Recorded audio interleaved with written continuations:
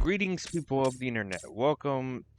My name is Ice Shadow. Welcome to another Need for Speed video. This time, I'm actually going to be playing Need for Speed Underground. So this was Black Box at its finest, starting off back in the day when they were making Need for Speed after they made Need for Speed Hot Pursuit 2, and they managed to take the wheel of making Need for Speed games overall based on EA Games, giving them the position after they had made more sales than Criterion Games. It didn't mean that Criterion Games were shut down at the time.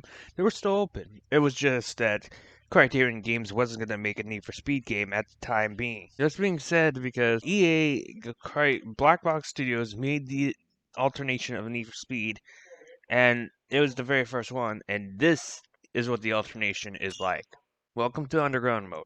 Your racing career starts here. Take on the toughest drivers on the street and prove you are the ultimate racer. Winners earn cool unlocks and upgrades, and the losers go home. Okay, that sounds like my style. It actually sounds like my style to think about it, to actually unlock some cool stuff. I mean, that's the cool thing about racing games like these, is that even though the unlocks are not the exact same thing as anticipated, you still earn something when you play through the game. It's still fine. It doesn't really make a difference. Let's begin. Alright, we're loading up into race number uno. Numero uno.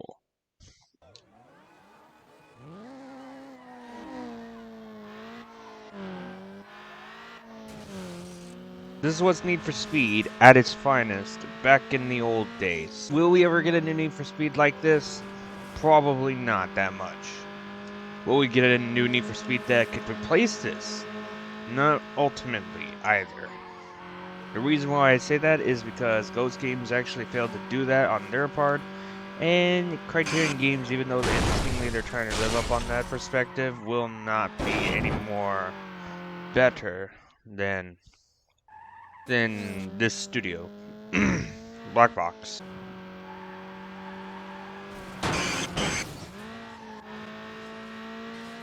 And the guy just lost his control. Oh, that's a traffic car. I'm barely starting off. How am I doing this bad inside the game? And again, this is a loaner car, so I don't think it really makes a difference. Pick up on the Supra, overtake the Supra. Still trying to pick up the pace. And try to overtake that Eclipse if possible. No, don't hit the tree. The tree will screw you over. I just rear-ended him. He's got an extra boost from that. Go to this. No. That's bad. That's unintentional.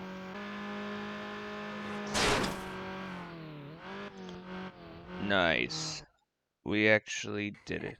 So which one of these is your car? I honestly want to pick something that is rare and won't be ever added in. Well, it wasn't added into the game when it came to the newer Need for Speed. Well, when it came to Underground 2.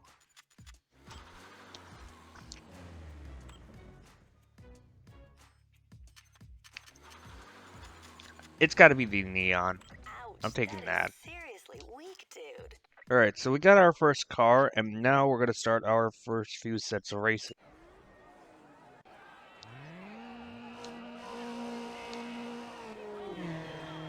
Dodge Neon.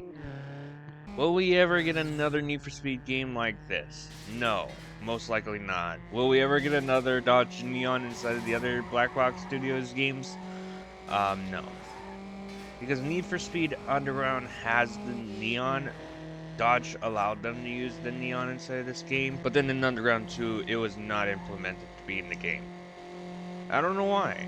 I wonder why that the Neon wasn't available inside of Underground 2. That's the main issue. The same could apply for the Honda S2000 and the Acura Integra. Some of those cars didn't actually make the final cut. And by some of the cars, I mean the ones that we are about to experience as soon as we progress through this game. Speaking of progression, there's about 111 races for me to do inside this game, if I'm not mistaken. And Jose tried to take first place away from me. Not this time. Ultimately, the races are going to start off slow with cars like these, which is perfectly fine, because as long as we play through, make some progression, we might actually get ourselves somewhere good, somewhere interesting to deal with within this game as a whole. We're already at the final lap, so everything should be going by real smoothly. Oh, this small two-wheeler. It'd be embarrassing if I actually did two wheels. Actually, it'd be a cool stunt. However, I wouldn't like landing on the side of the car. Gotta think about driving through and try to win the race as soon as possible. That's the main objective. And with that being said, across the line. Easy peasy lemon squeezy. First race wasn't that bad. I even did it in hard mode. So I cannot increase the resolution to the game. So I have to play with what I currently have right now. Let's go ahead and do the sprint race. Oh yeah. Much like Need for Speed Underground 2, inside of this game you're only able to apply 4 layers of vinyls. However, customization is pushed over to Need for Speed Most Wanted 05, you could only apply 1 layer. And in Need for Speed Carbon, I think you could put as many layers you want, plus you could even move them around and skew them, resize them, crop them, do whatever. That's the cool thing about Need for Speed about these old Need for Speed games is that Black Box Studios, during their era of making Need for Speeds, their customization options that they come up with are there to seek amazement to everyone else, even me, and I loved it. The only thing that remains to be an issue to me when I was a kid playing these games is that I never really got to make any progress. I was way younger, to say the least. I mean, I'm like 2 years older than Need for Speed Underground, the very first one. However, the series as a whole is way more older than I am. Just to say, just to say the least. I feel old. Ultimately, when I'm playing this game, when I'm revisiting it, I feel old. And the reason why I say that is because whenever we get the chance, me and my brother would race against each other inside of this game on the PS2, which is fun, and across the line. We would play with each other on this game on the PS2, and we'd be having fun. Was there any other game we could play? Yes. But however, we played this more. We had Fallout 2 and we had Midnight Club 3 to play for multiplayer split screen. That was eventually until later we got Need for Speed Most Wanted 2005 and Need for Speed Carbon. I'm pretty certain they have split screen as well. Whoa, kid, this is sick. Yet another convert to the drift scene. Let's see what kind of moves you got. They call me Dirt, and I like to get sideways. They call him Dirt, but he likes to get sideways. You know what would be a better name than that? Angle. Angle, because drifting sideways depends on the how much how much degrees within an angle you're drifting your car. Then again, it's whatever. Black Box Studios did what they did. Let's just get this done. It's whatever. All right, let's do this.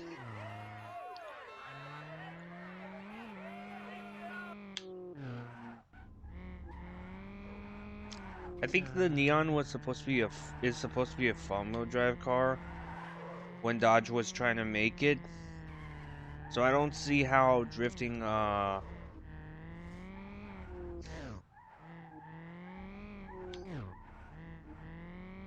that's what's 2944.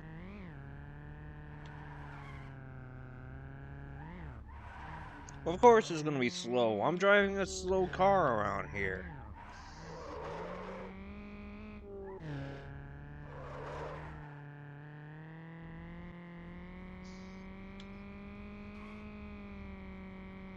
This was Black Box Studio. That was easy. It took no commentary to doing that, and I win. Okay, got tier 1 videos. Am I gonna go for them? No. Oh, but I do want to go for painting the car. I do want to repaint it. Let's go with this blue. There we go. Sup, dog? Name's Derek, but my buds call me Clutch. I think I'll call you Tow Truck, cause that's what's gonna be hauling that heap to the dump after. I need to. I think the controls are gonna be a lot more different when it comes to drag racing.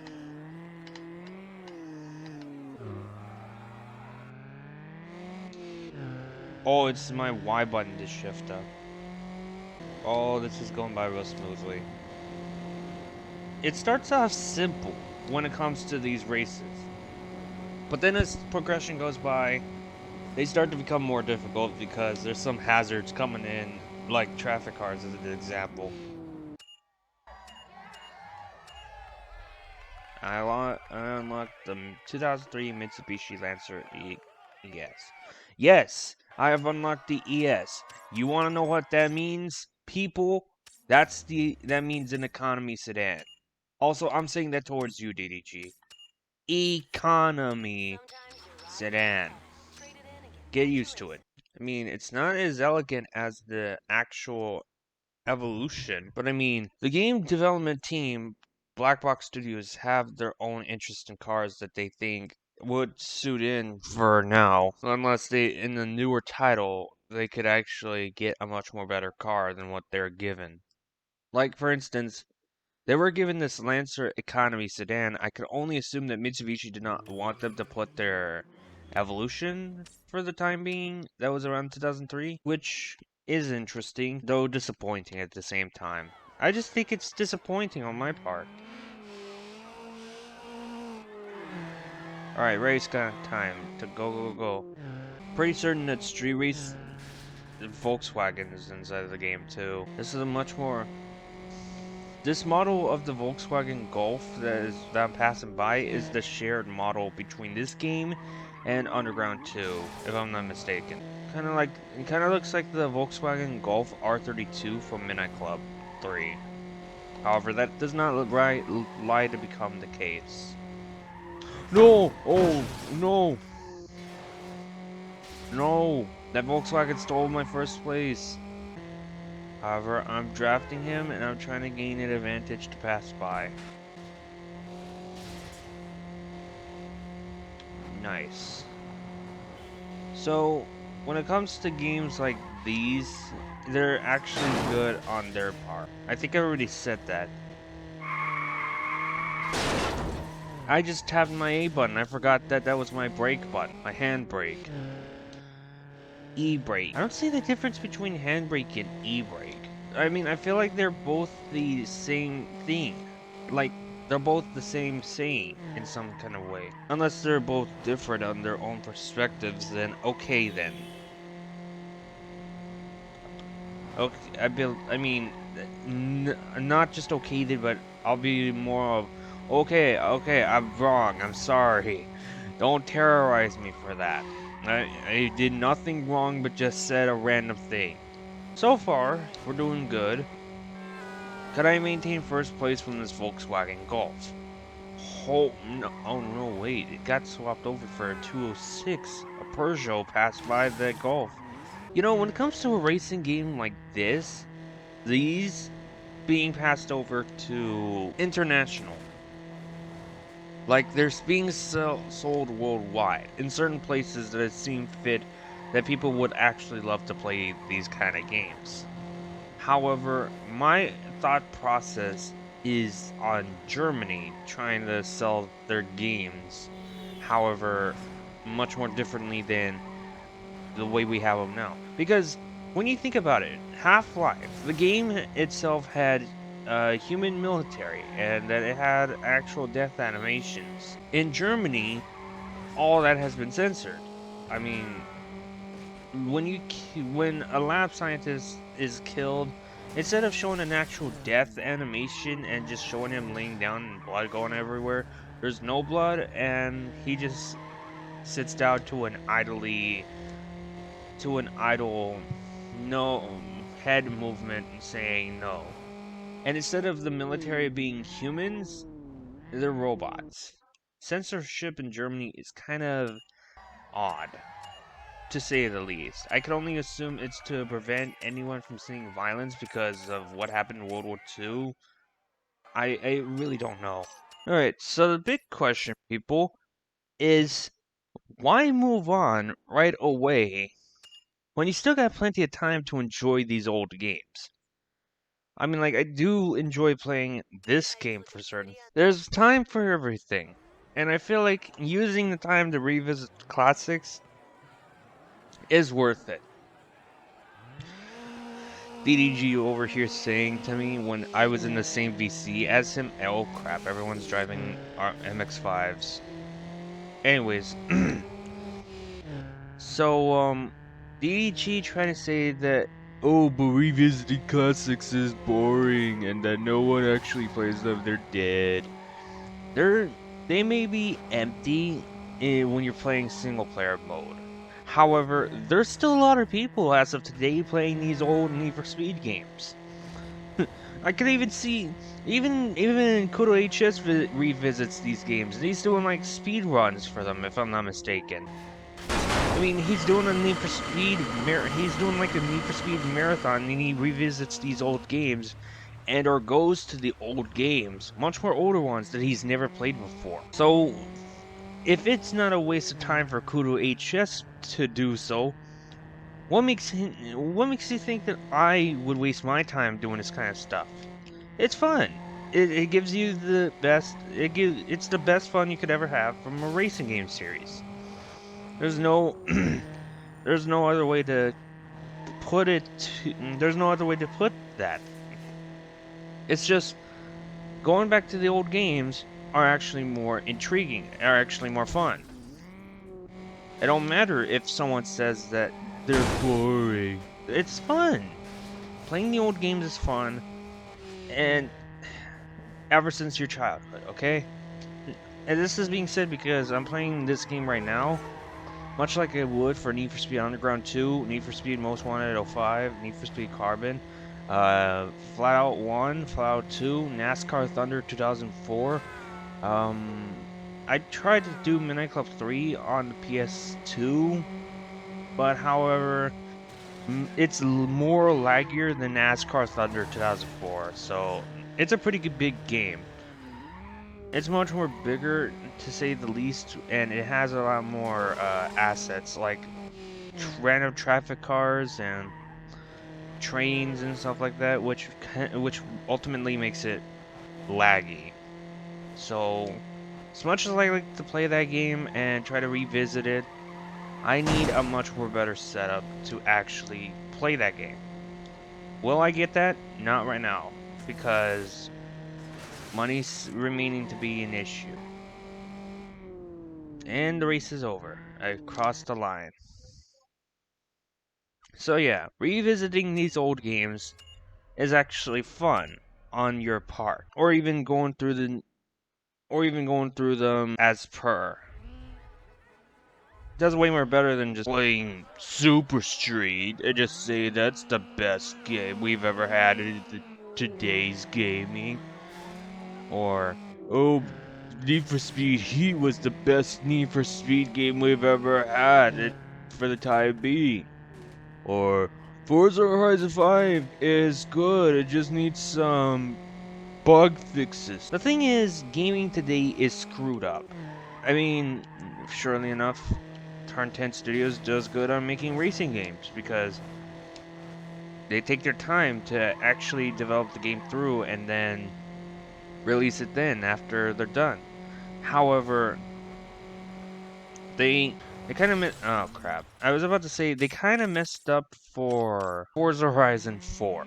Well, not Forza Horizon 4. I mean, they messed up on Forza Horizon 5. And the reason why I say that is because I had a few friends that told me on Discord, on the CWH11 Discord server, that they've been playing the game and that the game was really buggy and kind of laggy. Well, No, I don't think lag was the main issue. It was just the bugs that were in there, inside of the game, and that Turn 10 Studios needed to take their time to actually update the game to remove these bugs. You know what? It actually makes more sense. How can Turn 10 Studios, DDG, this is a question for you. How can Turn 10 Studios update their games and do more better? Meanwhile, Team 6 don't even bother updating their games, and that they're still bad as of today. I can understand why they don't do that, because Team 6 Studios can't seem to take that criticism that they have, they can't seem to reflect it. Henceforth, they're still going to do bad at making video games, and they're still going to do bad at making sales of those video games. Henceforth, why Super Street the game was ultimately a failure. Ultimately a failure. Why do you think Black Panther made only one video and decided never to play it ever again? Why do you think he recommend people to say? Why does he recommend saying, "Oh, but if you have this game, and if you just have it, I recommend you refund it." The thing is, I have Super Street Racer on Switch. It's basically Super Street the game. If Nintendo could actually give us an option to refund games, I would have refunded that game. No questions asked. Super Street is ultimately bad. It's like close to the worst case scenario of Fallout 3. That even Need for Speed Heat does better than this. Hell, even Need for Speed 2015 does better than that.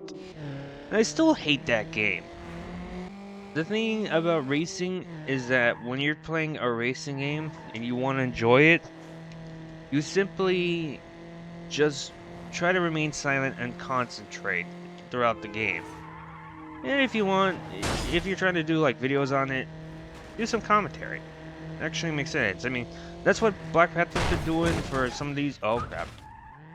That's what Black Panther's been doing for some of his videos, and that's what AR12 is doing for his own part. Same for Kudo HS.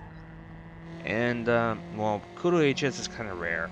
I think so. Slap Train, probably LP Ripper, and some other racing YouTubers. Meanwhile, DDGX28 just goes on and trash talks. Later, if he watch, as soon as he plays Super Street the game, well, not Super Street the game. I mean, if he plays Car X Street, he's ultimately gonna start off badly. I just have that feeling that he would. Everyone's like way behind. I had to take that hit because I did not want to get hit by that traffic car. So far, we're doing good.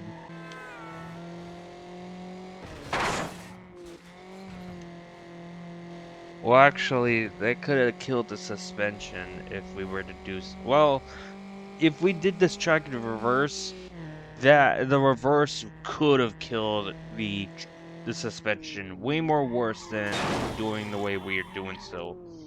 I'm saying that in the real world, not in the game. The game doesn't support any damage physics and mechanics inside this game, nor models. I think the last thing I remember is that you could only remove them when you damage your car, you end up removing your mirrors, and that was about it. Alright, so this challenge, you have to beat the clock, and it's basically time trial. I think you can also beat this game with the same starter car you have, much like Need for Speed Underground 2.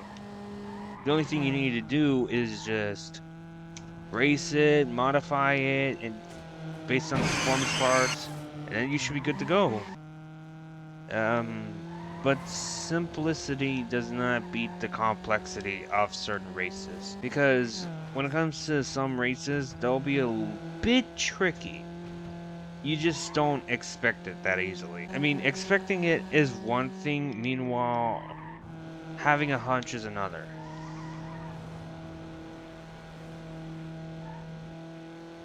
I am far ahead. There is no way I'm going to be able to finish this. My car is slow. There is no way I'm going to be able to keep up that much. Did I choose the wrong car? I shouldn't. I mean, I picked a Neon for a purpose, because no one is literally going to be driving this. I mean, I hardly even see anyone drive this car. Probably is a bad car for its time being. but I'm driving it. I don't think the body kit could bring in excess weight to the car. Aerodynamics wasn't made possible just yet as a function until Need for Speed Underground 2. And that's being said because you could actually tune that kind of stuff. But the Mazda's a lot more faster than this.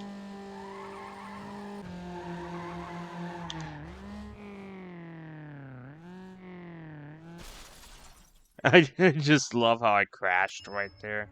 Time to collect the reward. They don't even have backgrounds. That's bad.